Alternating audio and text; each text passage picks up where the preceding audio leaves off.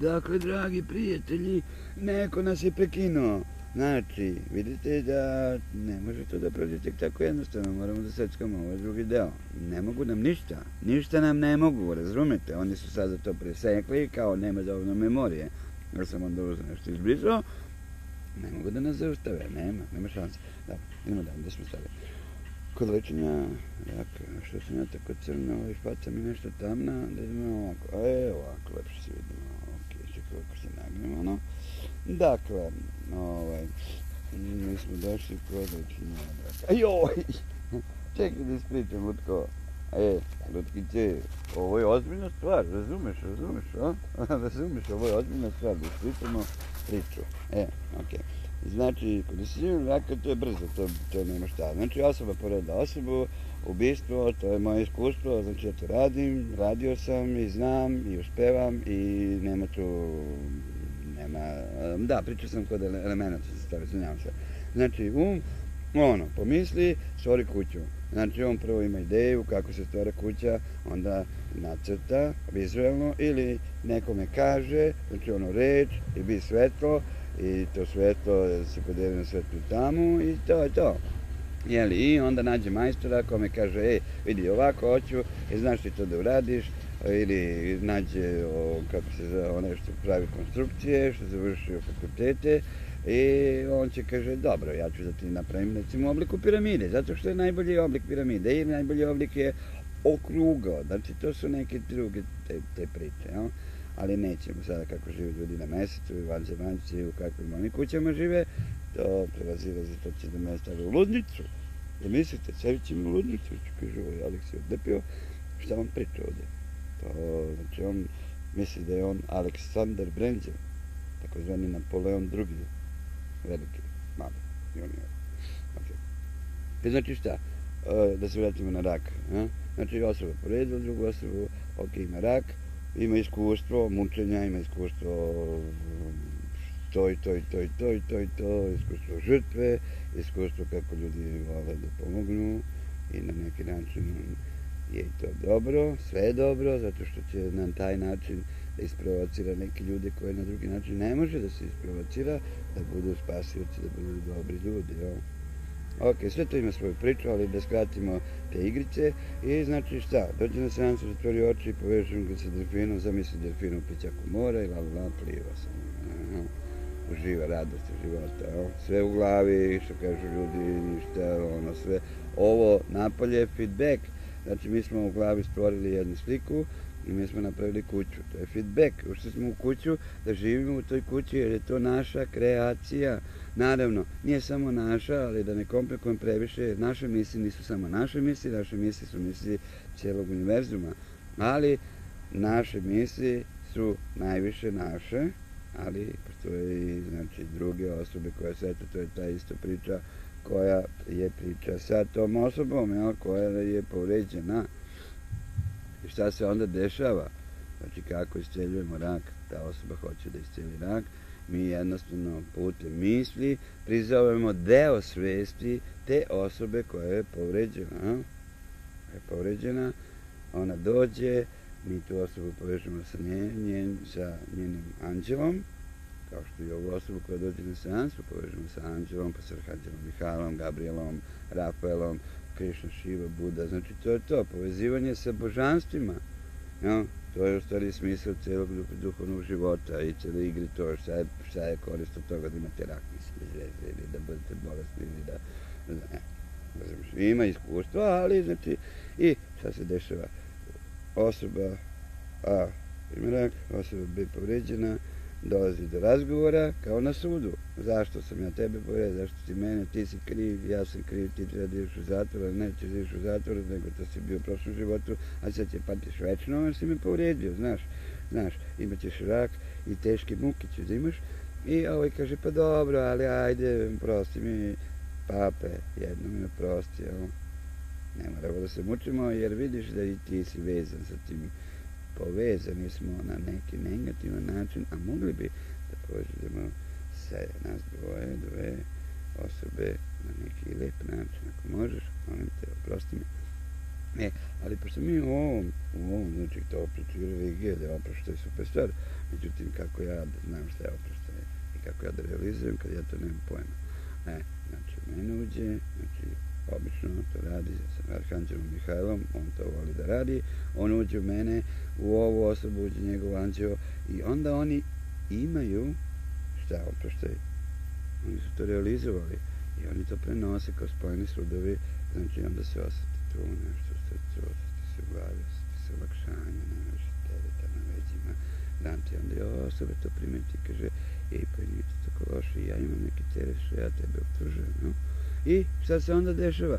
Onda se dešava naravno da prenese, da prihvati to što njemu prenosi taj njegov anđel čuvar ili može da se multiplikuje, već smo pričali o multiplikaciji, o svijesti, Arhanđel Mihajlo može da će mene u tebe, u ovoga i da prenosi to, no? Onda smo mi povezani na ok način. Dolazi do oproštaja. Kad dolazi do oproštaja, to je ono što bioenergija ne može da radi, zato što bioenergija može samo da podigne level, no? Podigne nivo, ali ne može da iščupa koren. No? Ako ostane mržnja, kad se loše osjećamo, opet ćemo da se hvatamo na taj program, no? Zato je potrebno da se iščupa to zajedno sa tom osobom u dogovoru. Kad se iščupa koren, znate šta se dešava? Kad se iščupa koren, onda samo vreme čini svoje, da se to spusti opet na istu foru kao kod kuće, kod pravljena kuća. Ne 20 godina, ali neko vreme, možda da bude i za par nedelja, možda za nedelju dana. Znači, rengenski snimak raka, nema ga više. Nema ga više.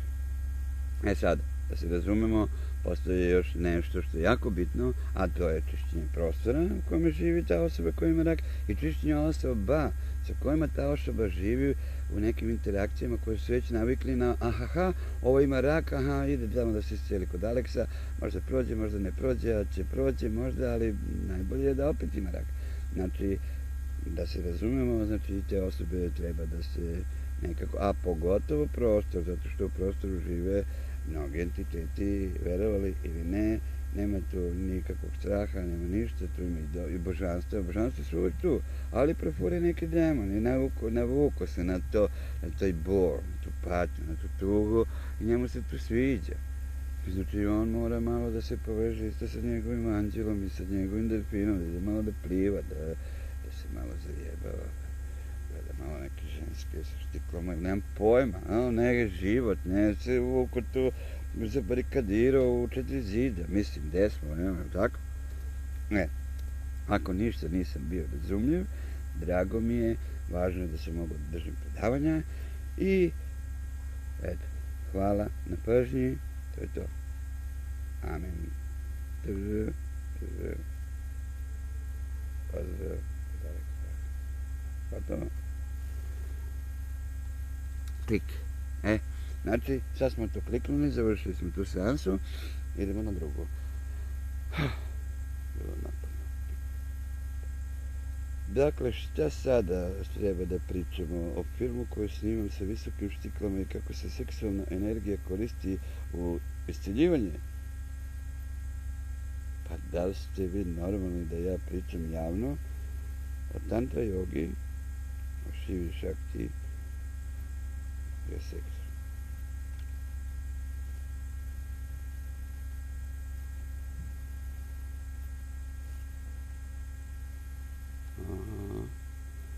Ima ih, prisluškuju. Dobro.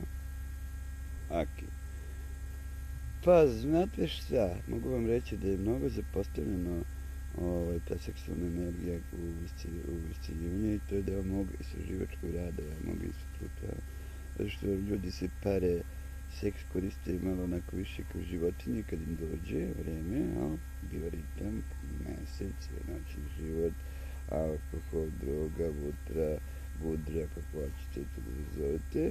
I onda se oslobode kontrolora, zašto? Zato što kontrolori u glavi kažu ne smiješ da pređeš preko crte, one nacrtane i onda kad se malo upijemo i naduvamo i uradimo, onda možemo da se bez kontrole zajebavamo jer smo ukinuli kontrolore, to je čisto psihologija, to nisam ništa nisam izmislio, nema da mislite da je nešto sad sam izmislio.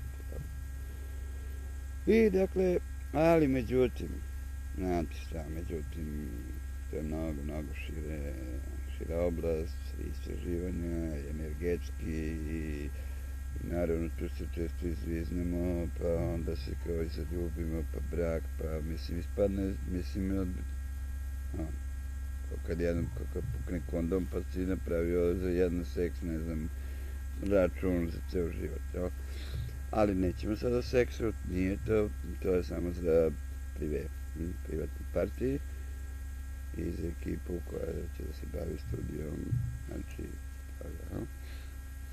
onaj drugi deo sam nešto htio da kažem, koji beše onaj drugi deo, osim raka i svinja, da, operacija u mozgu,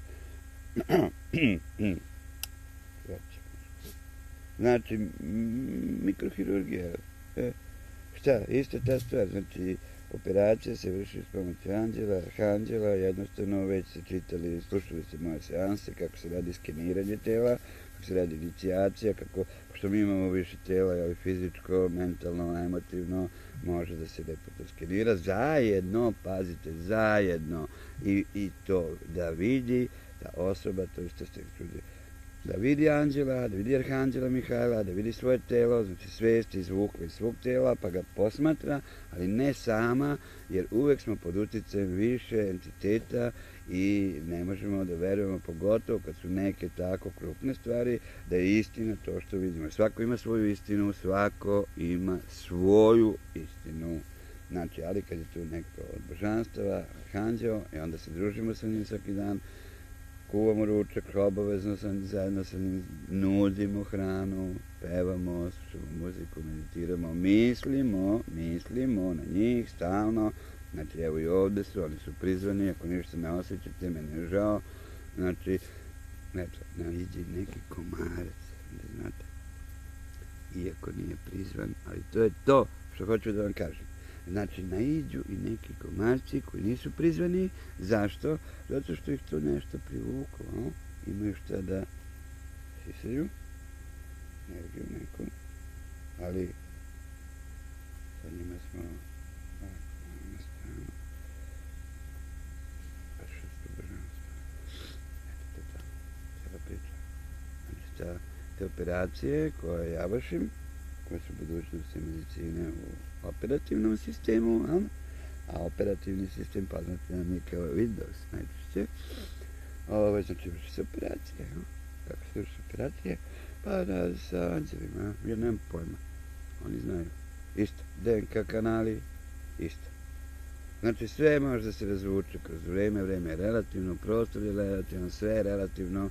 Znači pošto možemo mi kao duše, kao i nadduše, da budemo manji od najmanjeg, mi možemo, ali pošto mi ne znamo, možemo prizovemo druge entitete koje nisu u trećoj dimenziji gde je svest zarobljena, na neki način u nekom telu, kao zato što se rađa kroz matericu i mora da napusti telo, ali postoje životi i životne forme koje nisu takve, koje su nekim drugim oblicima i koji sada mogu tu da vide sve i vide našu prošlost i našu budućnost.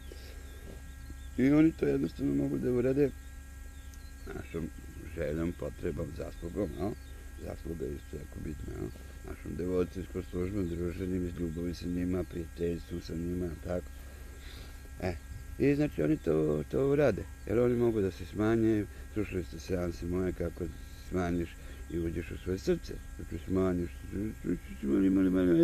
uđeš u atom, uđeš u taj bozon ili šta je već kako se zove, u svaku ćeliju, to je deo paramatna svuda. Nešto da nije jasno, sve je moguće, vrlo jednostavno,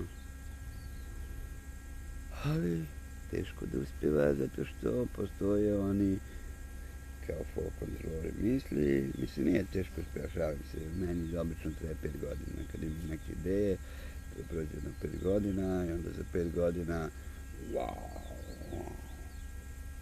ljudi počnu da kapiraju, počnu da primenjuju, na drugim stranama se to nešto otkriva i kažu, vidi, ovo je nekada nešto rekao ovaj Aleks. I to se sve širi putem polja, tako da ne može da se zaustavi. Može danas ovo da sluša 3 osobe, ili jedna osoba danas da sluša, za nedelju dana će da sluša 3, 10, 20, znate, misli, širi se, božanstvo širi, to nezaustavljivo je. Znači, postoje osobe koje to žele da zaustave i one mogu samo da sputaju neko vreme. Ali oni moraju da daju svoje živote da to zaustave, da to ne ide više uopšte dalje. A mene baš briga, ja ću snimim drugi spot. Oni ako ovaj blokiraju, razumete me? Ne da ga blokiraju ono kao na internetu. To je to što sam htio da kažem. Što se tiče te medicine, operacija, što se tiče neke, sad malo to zbrkano, zbrda zdola. Ko ima pitanja, da nisam nešto bio razumljiv, jer ja sam ipak nešto vidio kroz prethodne zajebanske, kako se kaže, meditacije, seanse, izgledam mnogo i neozbiljno i neodgovorno i kao malo onako, ali prolazi, pa ćemo da vidimo šta će da bude.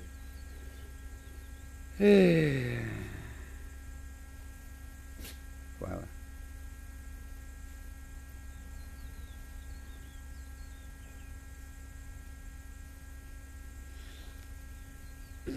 Samo da oni znaju ko se a ja ne vežbam, da vam kažem, nisam išao u teretanu, ja sam kao klinac vežbao, sve sam vežbao kao klinac. Sa 5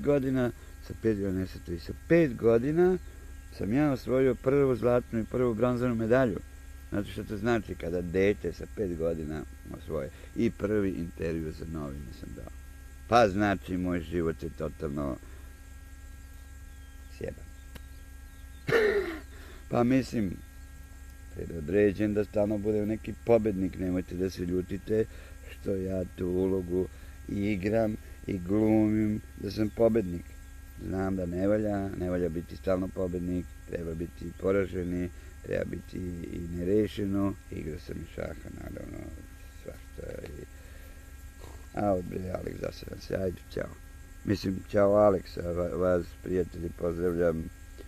Drago mi je, ako ste se bar malo zabavili, možda nešto